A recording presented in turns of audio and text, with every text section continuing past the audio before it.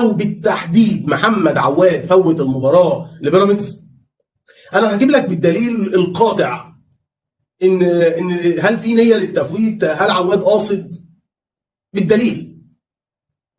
نخش في الموضوع على طول وبعد كده نعلق. محمد عواد اللي الناس بتتكلم عليه ان هو قاصد ان الزمالك يعني يسيب الماتش لبيراميدز، او محمد عواد قاصد الخطا ده عشان بيراميدز يكسب، هو محمد عواد اللي في مباراه المصري البورسعيدي اللي قدامك هو اللي تسبب في جون ان يخش في الزمالك. وادي الكره قدامك يا صديقي العزيز، لما كان ساعتها تقريبا صلاح محسن عمل الاوفر ده، وبعد كده محمد عواد الكره جت من قدامه وسابها وعدت وما رضيش يمسكها وراحت لمحمد الشامي يسجل الهدف في الزمالك. هو محمد عواد اللي قدامك يا صديقي العزيز في مباراه انيمبا في الكونفدراليه، اتنين من مدافعين الزمالك مع مهاجم انيمبا، عواد طلع وباع ارضه وساب الجون، وبعد كده لا زي ما انت شايف المهاجم حطها من جنبه، وبعد كده الكره عدت وراحت واتسجلت هدف.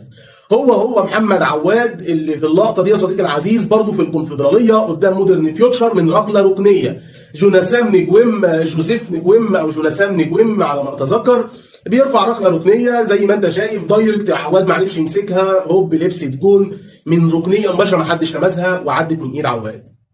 هو محمد عواد في مباراه بيراميدز في كاس مصر قبل كده، والكوره من الطايشه نازله عرض عالي يعني عامله باندا برده نفس القصه بتاع امبارح، عواد طلع مقفش بيض في الهواء، فيستو ماهري راح واخدها من جنبه مسجل الهدف الاول.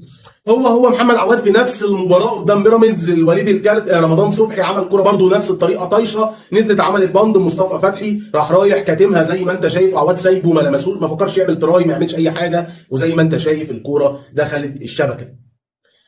كل ده محمد عواد يا صديقي العزيز اللي الناس بتقول ان هو قاصد في خطا امبارح وان هو عايز بيراميدز يكسب. يبقى كده هنقول محمد عواد كان متعمد خساره الزمالك من المصري، ومتعمد خساره الزمالك من انيمبا، ومتعمد خساره الزمالك من مودرن سبورت في الكونفدراليه، كان متعمد خساره الزمالك في كاس مصر قدام بيراميدز نفس الفريق. يبقى خلاص هنقول على الكوره بتاع محمد الشناوي دي اللي سابها وطلع بره وزلاكا جات له الكوره كده، الشناوي كان قاصد يفوت لسيراميكا ويضيع الدوري على الاهلي. ممكن نقول كده؟ هنقدر نقول كده ولا بنقول ان ده مستوى محمد الشناوي ومحمد الشناوي كارثه؟ هنقول كده ولا هنقول ايه؟ ماذا لو محمد عواد هو اللي عمل كره الشناوي دي؟ ماذا لو؟ سؤال يا اخي تجاوب عليه، واللي يملي عليك ضميرك اللي هتقف بيه قدام ربنا.